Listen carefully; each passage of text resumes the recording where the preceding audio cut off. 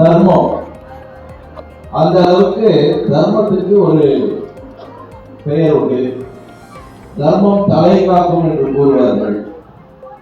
அந்த அந்த விதத்தில் தர்மத்துக்காக இப்போ நாம் எல்லாருமே இங்கே லோக்கல்ல இருக்கிறதுனால உங்களுக்கு பேரூர்ல தெரியும்.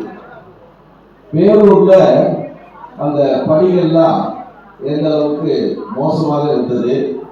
ஒரு இறுதி சடங்கு, இறுதி காரியங்களை நம் முன்னோர்களுக்கு செய்வதற்கு கூட அங்கே வசதி வாய்ப்புகள் இல்லாமல் இருந்தது.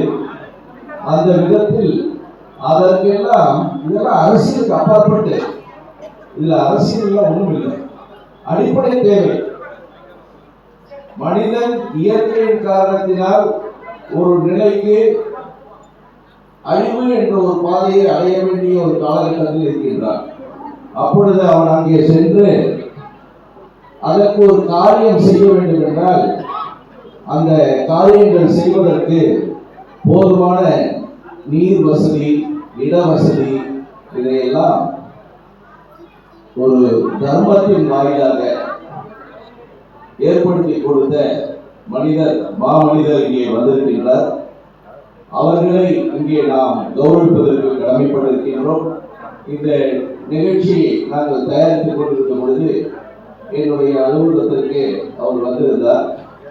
அப்பொழுது இந்த பத்திரிகை ப்ரூஃப் எல்லாம் பார்த்தப்போ நான் ஜஸ்ட் சொன்னேன், இந்த மாதிரி 75 வருஷம் இந்த மாதிரி இப்படி ஒரு சின்ன சங்கமாக நடத்திட்டு வரோம். இது இந்த அளவுக்கு 70-50 இயர்னால 4 நாள் பண்றோம்னு சொல்லி சொன்னேன். அப்போ அவரும் ஆன்மீக பக்தர் அண்ட் வருஷம் சபரிமலைக்கு ஐயப்ப பக்தர். அவர் ஒண்ணுமே சொல்ல, முதல் நாள் என்ன செலவாக அதை நான் கொடுத்துறேன்னு.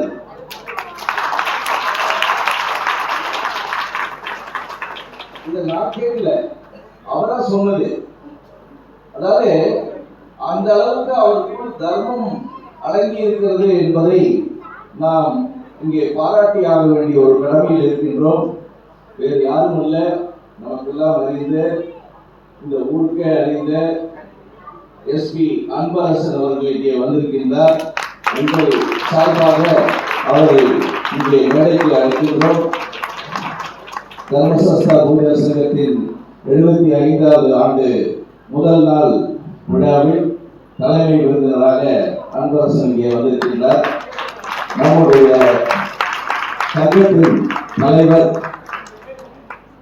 சங்கத்தின் தலைவர் திரு கண்ணன் அவர்கள்,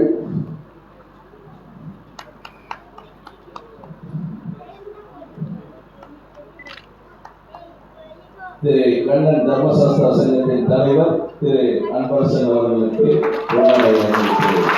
கௌரவிக்கின்றார்.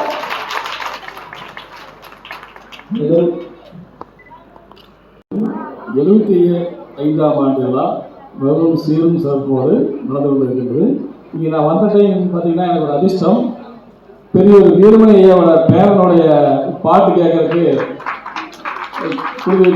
அந்த டைம் சரியாக வந்துட்டோம். அருமையான பாடல், 2 பேர் சௌமியாவும் மிகவும் சிறப்பாக ஒரு சொற்பொழிவு ஆட்டிக் கொண்டிருக்கிறேன்.